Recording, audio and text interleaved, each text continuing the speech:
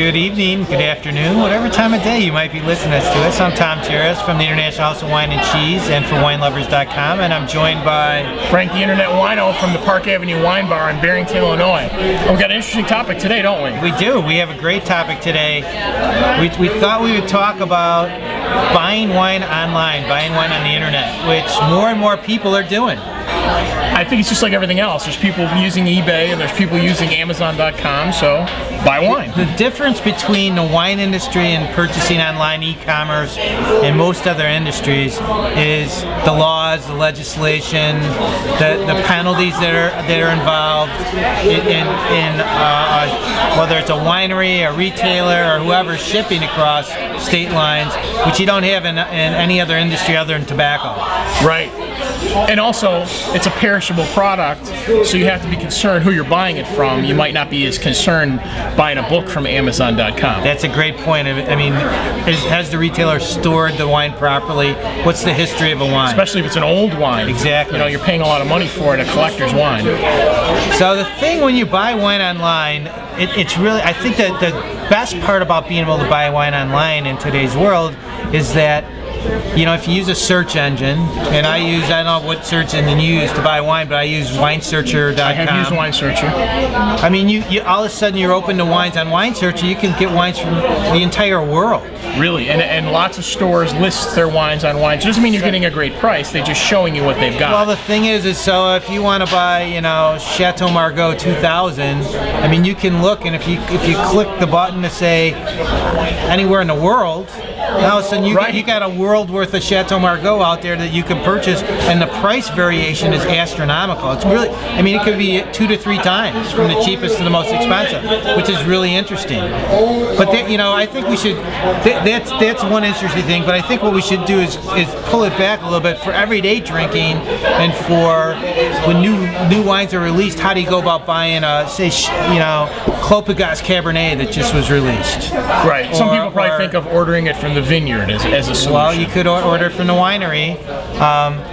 The thing with wine is heavy, and it costs a lot of money. I mean, you know, you and your wife have an e-commerce business, yes, which is jewelry, knickknacks. So most of that is under 2 pounds, very lightweight to ship. Which is very inexpensive to ship. A case of wine, you know what a case of wine weighs? Is it like 30 pounds maybe, 20-some pounds? No, it's depending, you know, it used to be all the bottles weighed about the same. Some of the glass is thicker, right? Some of the glass is extremely thick. It's anywhere from 39 to 46 pounds for 12 bottles of wine. All right. And if you go to Champagne, you're adding another 5 to 10 pounds. So now when you're shipping a case of wine, say 50 pounds from one coast to the other, it could be $60, $70. Could cost as much as the wine. Just in ground. Right. So the prudent person not only take into consideration what you're paying for the wine, but what you're paying for shipping and handling, and it's really important. So you may even want to look at where is the winery, because that might have a direct cost as to how far they're shipping it. The winery, the retailer. A good tip in terms of buying from different retailers online is a lot of times people will offer free shipping for a period of time, or if you order a certain amount of cases, they'll give you a reduction in shipping, and that can bring the cost of the wine. You know, shipping wine, I generally tell my customers between $2 and $3 a bottle. Sometimes it runs $3.50, $4. Depends how far you're going. But we're located in the Midwest. Right. So we're kind of central. You know, we are central. But the best part, it's like when I go online and I'm looking, you're almost like a kid in a candy store. I mean, there's all kinds of great wines. And interestingly, when you look at different parts of the country and different wines, you can see that there's just everything is priced all over the place. There's no rhyme or reason in different markets how things are priced. Well, maybe if somebody's used to getting a higher price and they're connected to a retail store, they think they can charge that kind of price, and they want to maintain those kind of prices compared to some guy who wants to be a big discounter and try to move more volume. Although there's got to be a price point you hit where you know you can't go any lower. Well, or it could be a retailer's sitting on something too long and he wants to reduce his inventory and he's selling it at cost or even below cost. Or it could be that a distributor needed to make a number and they sold something very cheap into one market because they had to move a couple hundred cases of something and a couple retailers bought it and they're doing it online. So as a shopper, and this is what makes it fun and interesting, is spend a little time networking around, looking at different websites, and look for the best deal for the same wine. Now, you brought up a great point earlier in that you want to deal with reputable people so that you know the wine's been handled properly. Right. Because you don't want to...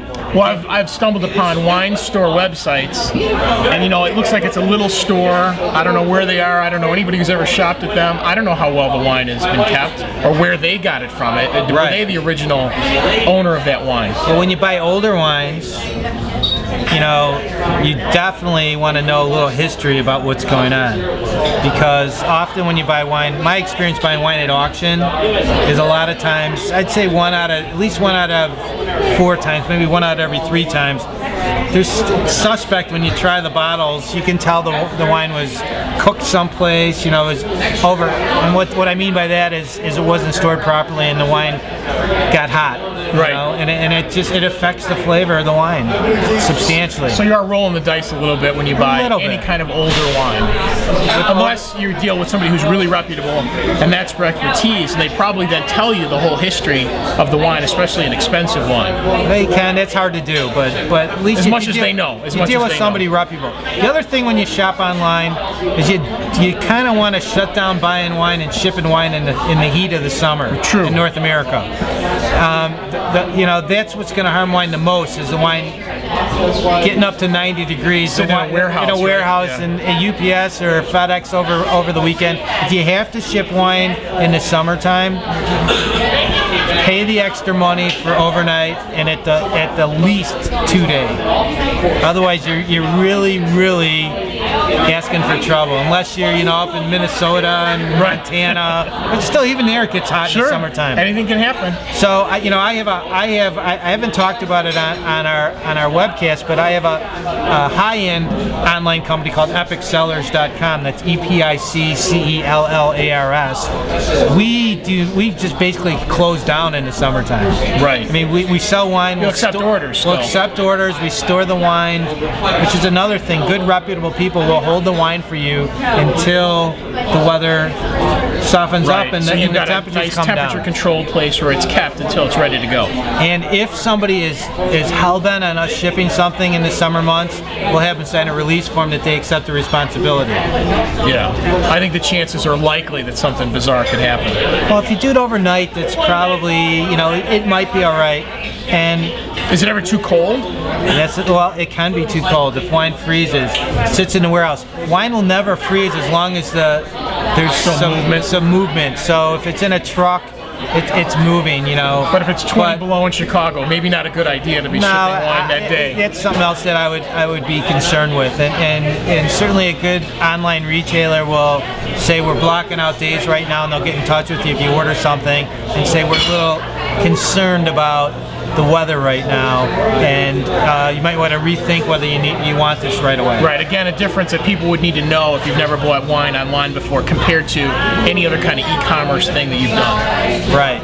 And as a sidebar here, what hurts wine the most is rapid temperature changes. So if the wine goes from 55 degrees out of cellar up to 80, then back down to 55 degrees, and or if you don't have a cellar and you keep it in your apartment or house, people will put it in the top shelf of a closet. They turn their air conditioning off during the day because it's expensive. So now it sits there, it goes up, it comes down, it goes up, it comes down. That kills a wine. It absolutely kills a wine. Yeah. So take all this into consideration when you're shopping online. Great way to buy lots of things and be exposed to lots of things and see some pretty good deals. If nothing else, it's just fun to poke around and see what you could get, like you said earlier. But definitely check out forwinelovers.com. Absolutely.